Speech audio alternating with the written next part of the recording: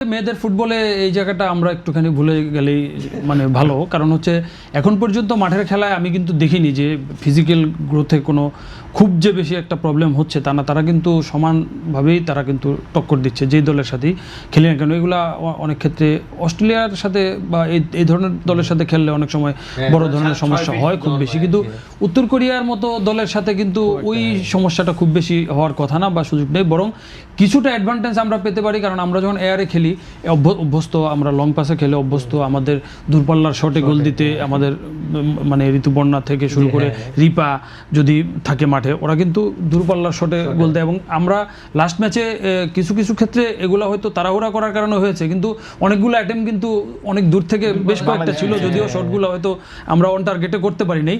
কিন্তু এই জিনিসগুলো কিন্তু উত্তর কোরিয়ার মতো হাইটের দিক থেকে আমরা কিন্তু এই সুবিধাগুলো এই ক্ষেত্রগুলোতে হয়তো বা পেতে পারি। ওদের স্বপ্ন পূরণে পাশে থাকতে পেরে আমরা গর্বিত। যদিও উত্তর কোরিয়া বা এই ধরনের দলগুলো খুব পরিকল্পিতভাবে তাদের ফুটবল বলেন অন্য খেলা বলেন ছোটোবেলা থেকে তারা কিন্তু খুব পরিকল্পিতভাবে প্লেয়ারদের নিয়ে আসে, এবং সেই কোন হাইটের প্লেয়ার মানে মেয়ে বা ছেলে হইলে কোন খেলায় তাকে নিয়ে যাওয়া যাবে তারা কিন্তু খুব ছোটোবেলা থেকে প্ল্যানফুলি করে। সুতরাং হয়তো সেখানে তারপরেও অস্ট্রেলিয়া বা ইউরোপের দলগুলোর সাথে খেলতে গেলে আপনি যে ধরনের হাইটের প্রবলেমে পড়বেন এখানে কিন্তু অতটা হবে না। চীনের ক্ষেত্রে যেটা হয়েছে, উত্তর কোরিয়ার মেয়েরা কিন্তু চীনের চেয়ে তুলনামূলক কম হাইটের।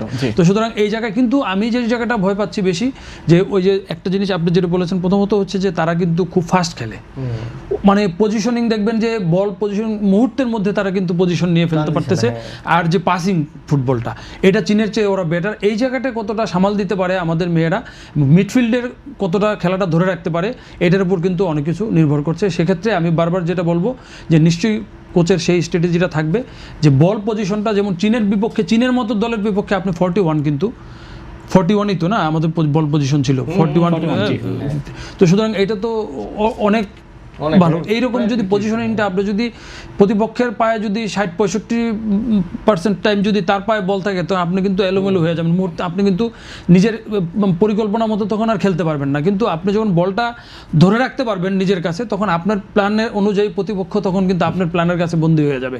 তো এই জায়গাটায় গুরুত্বপূর্ণ যে দলটা যতই বড় হোক নামে মাঠের খেলায় আপনাকে বলটা ধরে রাখতে হবে, এবং যতগুলো চান্স ক্রিয়েট করতে আমরা লাস্ট ম্যাচে দেখেছি, অনেক প্রশংসা আমরা করছি, কিন্তু কিছু কিছু আপনি দেখবেন যে বলটা মানে যেই মুহূর্তে তাড়াহুড়া করে না মারলেও হতো, হয়তো মানে কিছুটা বলটা পায়ে রেখে মানে প্রতিপক্ষের ডিবক্সের আশেপাশে আপনি আসেন বল নিয়ে, হয়তো আপনার ডিফেন্স ওইভাবে কিন্তু আপনাকে মানে টার্গেট করছে না বা আপনি অতটা ট্যাকেলের শিকার হচ্ছেন না, কিন্তু আপনি হুট করে বলটা মেরে দিলেন। এই তাড়াহুড়া করাটা না করে যদি আপনার প্লেয়ারকে একটু পজিশন নেওয়ার সুযোগ দেন এবং ডিবক্সে যদি পাস দেন, তাইলে কিন্তু এই মুহূর্তগুলো অনেক সময় আপনার ফেভারে চলে আসতে পারে। আপনি এলোমেলোভাবে না মেরে হয়তো বা আপনি ডিবক্সে আপনার প্লেয়ার একটা আছে বা দুইটা আছে তার কাছে দেওয়ার চেষ্টা করলে অনেক সময় কিন্তু সেই চেষ্টাটা কাজে লেগে যেতে পারে। এই জায়গাটা যেটা কিন্তু আগের ম্যাচটা কিছু কিছু ভুল কিন্তু করেছে। তো এই যে সুযোগগুলো যেগুলো ক্রিয়েট করা, বিশেষ করে যে হাইলাইনে খেলার ফলে যেটা হচ্ছে প্রতিপক্ষ যখন উঠে আসছে তখন কিন্তু আপনি ওই প্রতিপক্ষের মধ্যে কিন্তু অনেকটা